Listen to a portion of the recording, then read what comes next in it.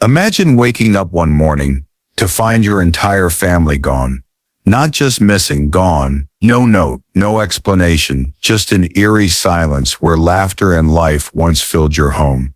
Now imagine discovering that the person responsible for this nightmare wasn't a stranger, but the man who was supposed to protect them, a Sunday school teacher, a church deacon, a man who prayed every night and preached about salvation. This is the story of John Emil List, a man who didn't just kill his family, he believed he was saving their souls, and what he did next will leave you questioning everything you thought you knew about faith, family, and the darkness that can hide behind a smiling face. In the quiet town of Westfield, New Jersey, a seemingly ordinary Sunday school teacher committed one of the most horrifying crimes in American history. John Emil List, a devout church deacon, murdered his entire family, his wife, mother, and 3 children, in cold blood. But his reason for doing so was even more chilling. He believed he was saving their souls from the apocalypse. This is the story of how a man of faith became a monster, and how it took nearly 2 decades to bring him to justice. John List was a man who appeared to have it all, a respected member of his community. He was a Sunday school teacher and a deacon at the Reformed Church in America. He lived in a grand Victorian home with his wife, Helen, their 3 children, John Jr., Patricia, and Frederick, and his elderly mother, Alma. To his neighbors, he was a quiet, religious man who kept to himself. But beneath that calm exterior, John List was hiding a dark secret. The List family was struggling financially. John had lost his job, and the family was drowning in debt. But instead of seeking help, John turned to his faith for answers. He became obsessed with the idea that the world was descending into sin and that the apocalypse was near. Convinced that his family's souls were in danger, he made a horrifying decision. He would kill them to save them from eternal damnation. On November 9, 1971, John List put his plan into action. What followed was a crime so calculated, so cold-blooded, that it would shock the nation and leave investigators baffled for years. John List wasn't always a man on the edge. In fact, for much of his life, he appeared to be the picture of stability. Born in 1925, he grew up in a strict Lutheran household where religion was the cornerstone of daily life. His father, John Frederick List, was a domineering figure who instilled in young John a deep fear of sin and a belief in the literal interpretation of the Bible. This upbringing would shape John's worldview and ultimately his downfall. As an adult, John List seemed to be living the American dream. He served in the Army during World War II, earned a degree in business administration, and married Helen Morris, a woman who shared his devout religious beliefs. Together they had 3 children, John Jr., Patricia, and Frederick. But beneath the surface, cracks were beginning to form. John List was a man who valued control above all else. He was meticulous in his habits.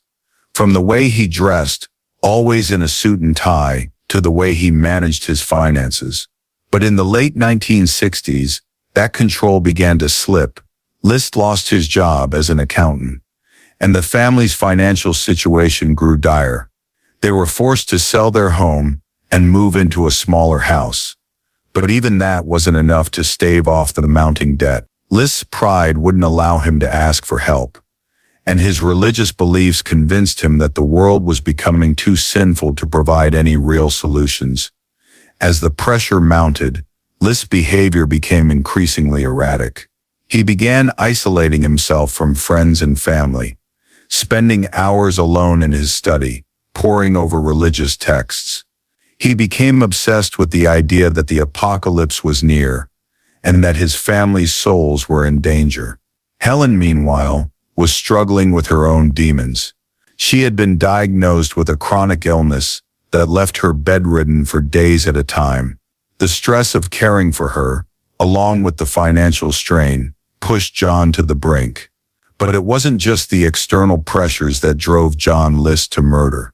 it was also his own twisted sense of duty. In his mind, he wasn't killing his family, he was saving them. He believed that by taking their lives, he was sparing them from a world of sin and ensuring their place in heaven. On the morning of November 9, 1971, John List put his plan into action. He started with Helen, shooting her in the back of the head as she sat at the kitchen table. Next, he went upstairs to his mother's room, where he shot Alma in the face. When the children returned home from school, they had no idea what awaited them. John Jr. was the first to die, followed by Patricia and Frederick. List later claimed that he had spared Frederick until last, because he wanted to give the boy a chance to pray before he died. After the murders, List meticulously cleaned the house, arranged the bodies in sleeping bags, and turned off the utilities to make it seem as though the family had gone on a trip. He even left a note for his pastor, explaining his actions and asking for forgiveness. But there was one thing List didn't account for: the human instinct to seek the truth. When the police finally entered the List home weeks later, they found a scene so chilling, so calculated, that it would haunt them for years to come. For nearly 2 decades, John List lived a double life. After fleeing Westfield, he settled in Denver, Colorado, where he assumed the identity of Robert Peter Clark. He found work as an accountant, remarried, and even joined a Lutheran church. To his new neighbors, he was just a quiet, hard-working man who kept to himself. But beneath the surface, List was a man haunted by his past. He rarely spoke about his previous life, and when he did, he lied. He told his new wife, Dolores, that he had been widowed and that his children had died in a car accident. Meanwhile, back in Westfield, the List family murders remained unsolved. The police had no leads, no suspects, and no idea where John List had gone.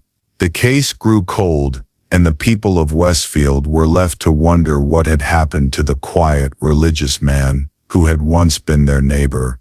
But in 1989, everything changed. A former co-worker of List's was watching an episode of America's Most Wanted when she saw a forensic sketch of the suspect. It looked eerily familiar.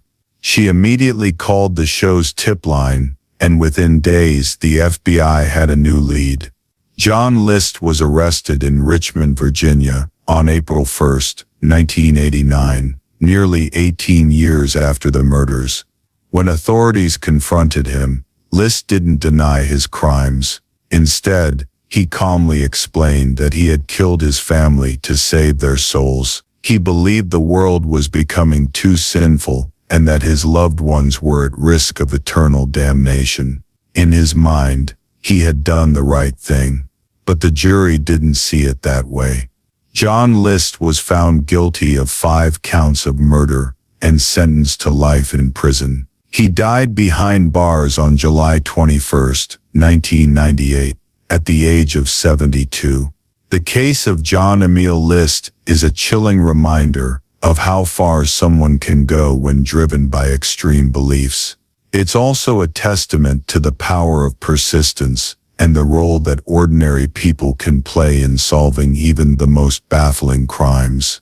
John List's story is one of the most disturbing in true crime history. A man who was supposed to protect his family instead destroyed them, all in the name of saving their souls. But what's even more chilling is how close he came to getting away with it. For 18 years, List lived a double life, free from the consequences of his actions. It wasn't until a single tip from a vigilant citizen that he was finally brought to justice. This case shows just how important it is for the public to stay involved in solving crimes. Without that one phone call, John List might have never been caught. But even after his capture, questions remain. What drove a man of faith to commit such unspeakable acts? Was he truly motivated by religion, or was there something darker at play? And how did he manage to evade capture for so long? The List family murders left a lasting impact on the town of Westfield and the world of true crime. They remind us that evil can hide behind the most ordinary faces, and that justice, no matter how long it takes, will always find a way. And here's the thing, this case is just the tip of the iceberg. There are countless other stories out there, each one more shocking than the last. Stories of people who thought they could outsmart the law, only to be brought down by the smallest of clues. Stories that will keep you on the edge of your seat, wondering what could possibly happen next. So what do you think? Was John List a man driven by faith, or was he something far more sinister? Let me know your thoughts in the comments below. And if you're as fascinated by true crime as I am, don't forget to hit that subscribe button and turn on notifications, because next we're diving into another case that will leave you questioning everything you thought you knew about human nature. Until then, stay curious and stay safe. By the way, speaking of staying safe, stories like John List's remind us how complex and unpredictable human behavior can be. That's why understanding the human mind and the warning signs of dangerous behavior is so important. It's not just about curiosity, it's about staying aware and protecting yourself and the people you care about.